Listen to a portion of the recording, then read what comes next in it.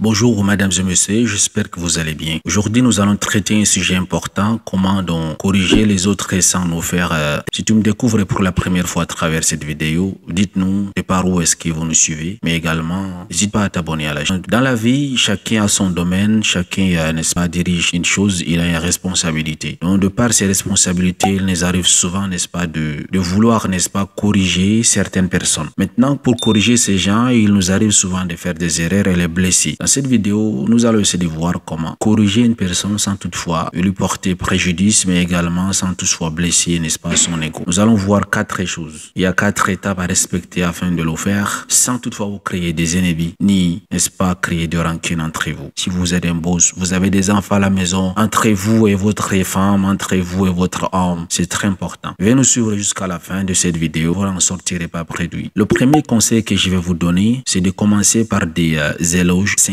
Avant, n'est-ce pas, de corriger la personne, commencez par des éloges sincères. Qu'est-ce que j'entends par là? Vous allez comprendre suite à cette histoire. Il y avait une servante qui travaillait dans la maison de deux messieurs là. Et à chaque fois, la servante faisait des erreurs et le monsieur n'a pas parlé. 20 jours, la servante, n'est-ce pas, avait fait l'erreur que le patron détestait. Et ce qu'elle a fait, c'est, n'est-ce pas, d'utiliser son téléphone aux heures de travail. C'est ce que, n'est-ce pas, le patron détestait. Donc, en même temps, il est en train de nettoyer la maison, elle est en train de manipuler son téléphone. Ça arrive, surtout avec les trucs de WhatsApp. Souvent, on arrive à brûler les tapis, on déchire les vêtements à la maison. Tout ça parce qu'on est occupé, n'est-ce pas, à manipuler le téléphone. Et la servante était venue très belle habillée. Cette journée-là, elle était vraiment d'une beauté extraordinaire ces jours-là. D'abord, qu'est-ce que le patron lui a dit? Le patron lui a d'abord lui a complimenté. Aujourd'hui, tu es jolie, tes vêtements te vont bien, te vont à merveille. Elle était émue, elle se sentait important, tu vois, même le patron l'a remarqué. Donc, il était content. Et également, si tu pouvais éteindre ton téléphone lorsque tu travailles, ça serait encore plus bien. En même temps, le patron lui a fait des éloges sincères parce que ces jours-là, vraiment, elle était vraiment bien habillée. C'est pas tout le temps qu'elle s'habillait normalement, mais ces jours, elle était impeccable. Le patron lui a fait des éloges sincères et en même temps, il a passé son message que vraiment, en travaillant, il faut pas utiliser ton téléphone parce que utilisant ton téléphone, ton esprit t'es pas concentré sur ton travail. Également, tu vas arriver, n'est-ce pas, de temps en temps à brûler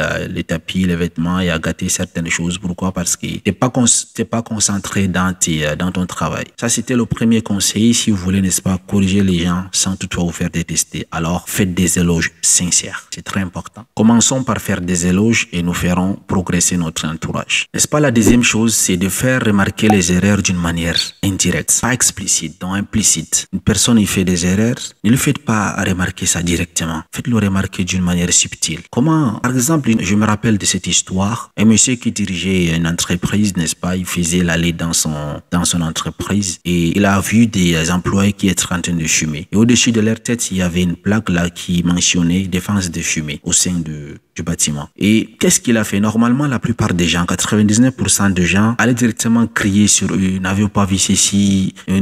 Connaissez-vous pas lire? Il n'a pas agi de cette façon. Vous imaginez comment est-ce qu'il a agi? Lorsqu'il a vu ces gens en train de fumer, la plaque au-dessus de leur tête, qu'est-ce qu'il a fait? Il est allé, il s'est avancé vers ces gens-là. Il les a salués, n'est-ce pas? Sans gronder, sans toutefois rien. Il a enlevé un paquet de cigares, là. Il les a partagés, chacun une baguette de cigarettes. Il les a demandé, alors, allez donc fumer dehors. C'est ce qu'il les a dit. La moralité dans cette histoire, c'est quoi? Il avait la capacité, il avait les mesures, il avait, n'est-ce pas, l'autorité de les donner les ordres, donc d'arrêter de fumer immédiatement ici et de quitter ou bien de gronder. Mais qu'est-ce qu'il a fait? Il a joué avec leur psychologie. C'est ce que toujours j'appelle de la manipulation positive. Ses employés étaient contents. Pourquoi? Parce que le patron les a respectés. Il les a considérés. En même temps, il a fait passer son message. Donc, je vous interdis pas de fumer. Cela n'engage que vous, mais respectez le périmètre de travail. Prenez ces baguettes de cigarettes et allez donc fumer dehors. Depuis ces jours, ces travailleurs-là n'ont jamais encore fumé à l'intérieur de l'entreprise, sans toutefois utiliser la force, ni pas aller dire directement que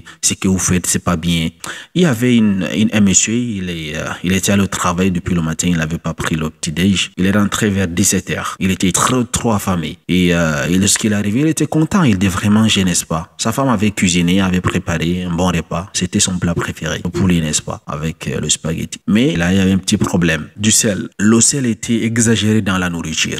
Qu'est-ce qu'il fallait faire? Maintenant, le monsieur avait faim. Il pouvait pas manger. À 99% des gens qui rentrent comme ça étant affamés, qui trouvent la nourriture immangeable alors que c'était son plat préféré. C'était des injures, des menaces, allez, n'est-ce pas? Mais non, qu'est-ce que le monsieur a fait? Tellement il est intelligent. Il a pas appelé sa femme, il a dit, a vraiment préparé, c'est mon plat préféré, voilà. Mais le sel peut me déranger pour mes problèmes de santé. Tu sais toi aussi que le sel, ça me menace. Donc, vraiment désolé, je peux pas manger ton plat. Surtout, je m'excuse. Tu vois, la femme, l'erreur, c'est à la femme, mes chéris, qui s'excuse. En même temps, en faisant passer son message que le sel peut nuire à sa santé.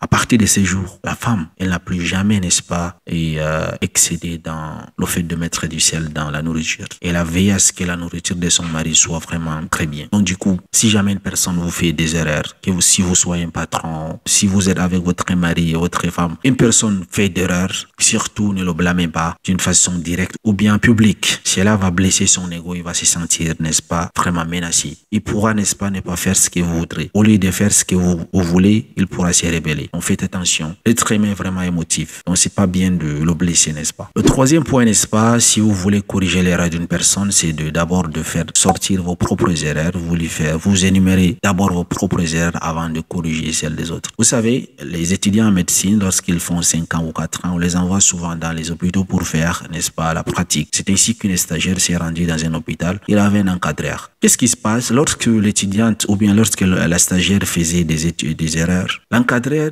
tellement il était expérimenté, il grondait pas cette étudiante-là. Qu'est-ce qu'il faisait? Il disait, n'est-ce pas, moi aussi, quand j'avais ton âge, quand je faisais le stage, j'étais plus pire que toi. Il expliquait donc pour encourager, n'est-ce pas, la fille, la future docteur, n'est-ce pas, à ne pas se décourager. Alors que la fille était vraiment mauvaise. Tellement qu'elle encourageait la fille, tellement qu'il faisait donc faire sortir il disait que lui aussi il avait ces erreurs-là. Ça encourageait la fille. La fille, n'est-ce pas, tellement elle était mauvaise, mais après quelques semaines, il est devenu quelqu'un de meilleur dans ces domaines-là. Donc du coup, c'est pour vous dire, le fait de faire sortir vos erreurs, ou bien de miroiter que vous aussi, vous n'étiez pas parfait à un temps, à un moment, mais c'est avec le temps que vous êtes, n'est-ce pas, vous êtes devenu quelqu'un de bien, vous êtes devenu excellent dans votre domaine, cela va encourager, n'est-ce pas, la personne à qui vous voulez donc qu'il corrige, qu'il change son comportement. C'est la moralité de cette histoire. La quatrième chose que vous devrez faire si vous voulez corriger les erreurs d'une personne, poser des questions, ne donnez pas des ordres.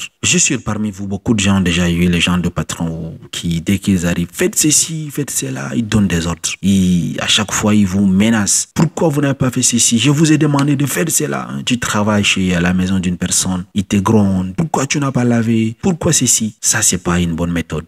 Prenez un peu l'exemple d'un professeur avec son élève. Vous savez, l'élève était venu avec sa voiture, il a garé dehors, là où à l'entrée, n'est-ce pas, à l'entrée principale, n'est-ce pas, de la classe. Donc ça dérangeait un peu, ça gênait un peu le passage. Lorsque le professeur est entré en classe, il a vu la voiture, il a commencé à gronder. Cette voiture appartient à qui? L'élève s'est présenté ici, monsieur, ça m'appartient. Alors, le monsieur, qu'est-ce qu'il lui a dit? Le monsieur lui a dit, faites-moi le plaisir d'aller dégager cette voiture-là très vite, avant que je m'énerve. Le prof était, n'est-ce pas, énervé. Il était remonté contre l'élève. Mais est-ce qu'il a reçu une réponse positive selon vous? Mais non, il n'a pas reçu une réponse positive. Pourquoi? Parce qu'il n'a pas agi d'une manière excellente. Parce qu'il a intimé l'ordre. Et ça a blessé l'ego de cet élève. Non seulement, à partir de ces jours, l'élève et ses camarades lui ont fait vivre un enfer à l'école. Il a même presque voulu laisser l'enseignement à cause de cette humiliation qu'il a voulu, n'est-ce pas, faire à cet élève-là. Mais imaginez, dans un autre contexte, s'il avait eu l'amabilité de demander à qui appartenait cette voiture, ou bien même juste, il dit, la personne qui a garé la voiture qui est dehors, n'est-ce pas, il nous ferait un peu le plaisir d'aller donc déplacer cette voiture afin de permettre aux gens de passer, pour ne pas, n'est-ce pas, fermer le passage, pour ne pas gêner le passage aux autres. S'il avait parlé de cette façon, sans toutefois donner un ordre en public pour humilier l'élève, il allait avoir une réaction positive. Mais il n'a pas fait la même chose. Mais si jamais vous devenez un patron, un boss, vous êtes marié, vous avez des enfants, évitez d'intimer d'ordre. L'être humain par sa nature n'aime pas qu'on lui commande. Les gens, ils peuvent facilement vous n'est-ce pas, respecter vos ordres si vous voulez montrer leur importance. Vous détenez une entreprise, vous avez une décision à prendre. N'hésitez pas que moi j'ai décidé qu'on fasse ceci, non. Proposez, prenez vos employés comme étant vos collaborateurs. De leur faire sentir qu'ils sont importants. Que pensez-vous qu'on applique ceci? Que pensez-vous qu'on change ceci? Demandez-leur leur avis. Même si vous n'allez pas tenir compte de leur avis, demandez-leur. Faites-leur participer, n'est-ce pas, à vos décisions. Ils se sentiront importants. Ils se sentiront, n'est-ce pas, que vous les respectez, que vous ne les méprisez pas. Mais si vous prenez toujours votre décision seule, la même chose si vous avez une femme à la maison, si vous prenez seule vos décisions, j'ai décidé qu'on allait partir en vacances. J'ai décidé qu'on va manger ceci. J'ai décidé que tu ne vas pas sortir. Tu vas plus travailler. J'ai décidé que les enfants vont aller dans telle école. Je pense pas que votre mariage puisse durer. Mais non, essayez de changer un peu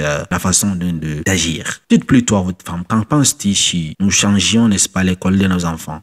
As-tu des propositions? Même si vous avez déjà vos propositions en tête, faites glisser les propositions subtilement. Elle va accepter parce que quoi? Parce que elle va se sentir, n'est-ce pas, impliquée dans vos décisions. Elle va se sentir importante. La même chose également avec les femmes. Ne dites pas à votre mari que non, aujourd'hui nous allons manger ceci. Ben non. Dites-lui, proposez. Vous aimez quelque chose, vous aimez, je sais pas, vous aimez du poisson. Et essayez de parler à votre mari. Qu'en penses-tu si nous préparions du poisson aujourd'hui? Il va voir que maintenant, il est important que vous lui mettiez dans vos décisions, que vous ne preniez pas de décisions seules. Nous voici donc arrivés à la fin de cette vidéo. Si vous voulez, n'est-ce pas, corriger les erreurs d'une personne sans vous faire détester, essayez d'appliquer ces 4 principes que je viens de vous citer. Commencez par faire des éloges sincères. Ensuite, faites remarquer les erreurs ou des défauts d'une manière implicite. Ensuite, parlez d'abord de vos erreurs avant de corriger les erreurs des autres. Puis enfin, posez des questions plutôt que de donner des ordres. Merci de m'avoir suivi, mesdames et messieurs. Si tu n'es pas encore abonné à la chaîne, merci de t'abonner. Et si la vidéo t'a plu, partage et laisse-moi un like. Ciao.